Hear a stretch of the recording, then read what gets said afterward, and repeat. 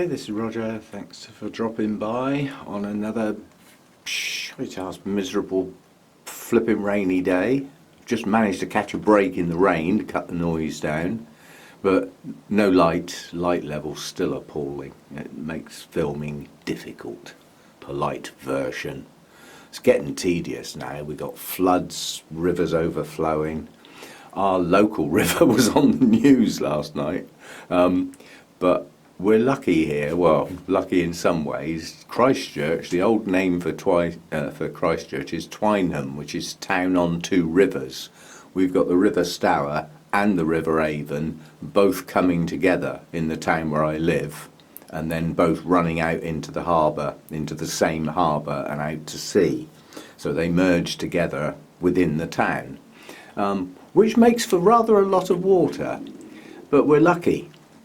The River Avon, which is a fast-flowing large river, has got a floodplain. It's always been there, and unless some half-wit decides to build on it, it actually works. So when that river overflows, it goes out onto the floodplain and doesn't get up people's steps and in their front door and all that sort of thing. Let's just hope they keep it like that. So property isn't damaged. Yeah, that floodplain just works. It's there for a reason, and it needs to be kept. Yeah, enough of the politics. They're going to build on it eventually, or put a road across it, or something like that, because this town desperately needs a relief road to get traffic round it.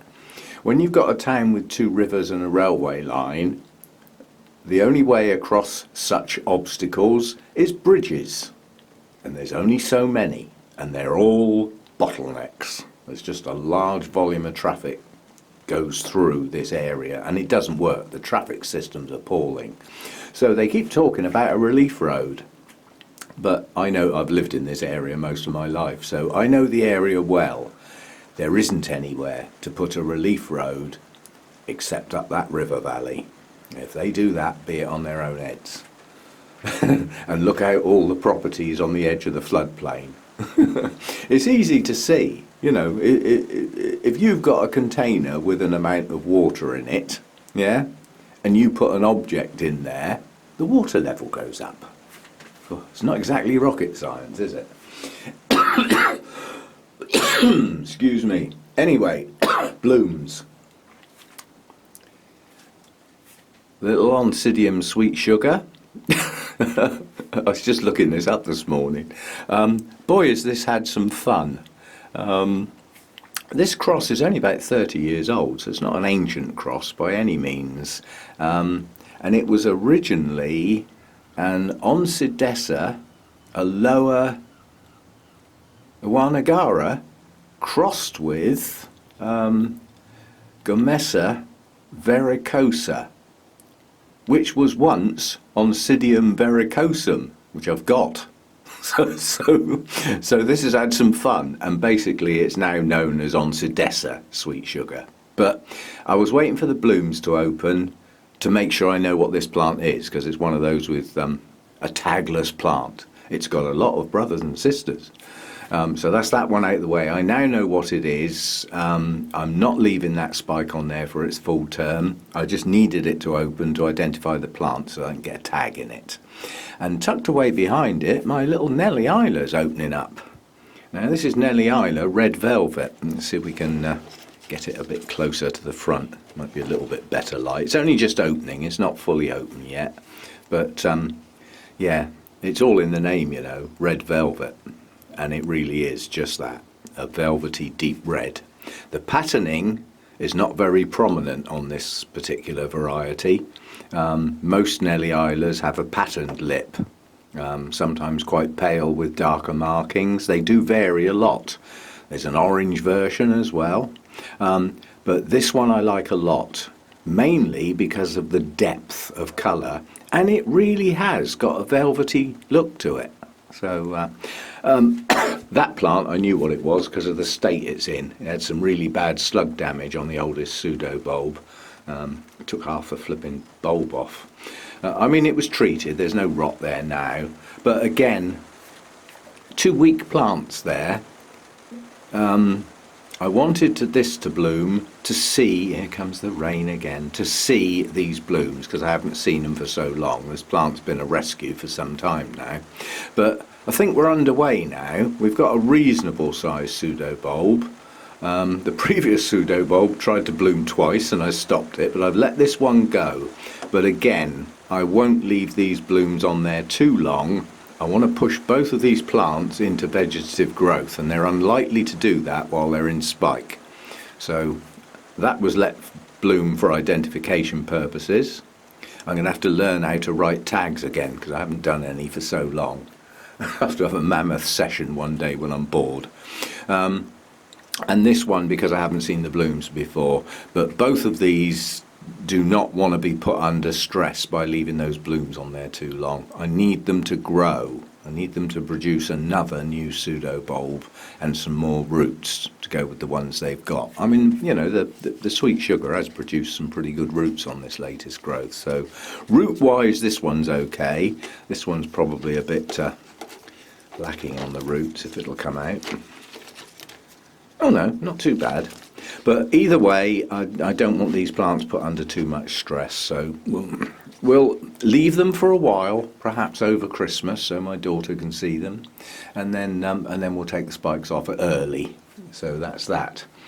And up above my head, what's this I see? Day 3, and it's still here. Not only that, it's fully open. That's the first time I've got this Epidendrum nocturnum to fully open a bloom. In the past, the last sepal has never managed to raise itself to vertical. The plant has always self-pollinated before it's even got to that stage. So this is day 3.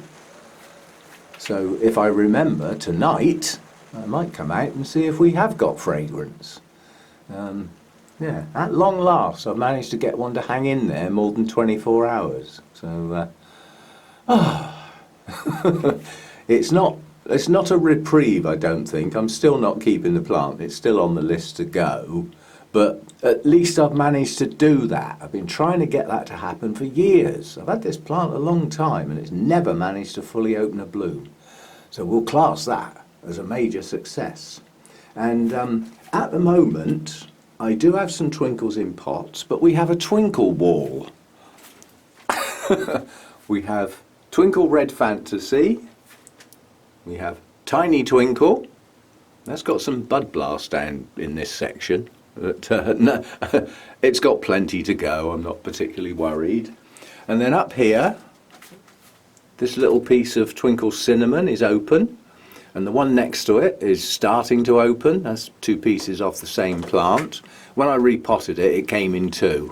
Repotted it. I took it out of a pot. It broke into 2 plants, taking some of the older bulbs off. And I decided to mount them both, which is unusual for me. Normally I'd have done a mount with one and the other bit back in the pot. But they're both opening up, and then that tiny little piece of the Twinkle Yellow is following up behind. So all the mounted twinkles are now out on this wall, basically so that I can see them. What else we got? This Alexandre Latoria type, that's still looking good. Now, these blooms will be here for ages, and I've dug out my Paphiopedilum mordier because that's got a bud swelling. I'm not shouting above the rain. I'm just getting really fed up with this. We're all going to go soft and wrinkly soon. We don't get some flipping drier weather and sunshine. Yeah, so that's it. Just a quick one today on some blooms. This little Cattleya has been open for ages. I reckon we must be coming up near 2 months now. It's been open for absolutely ages.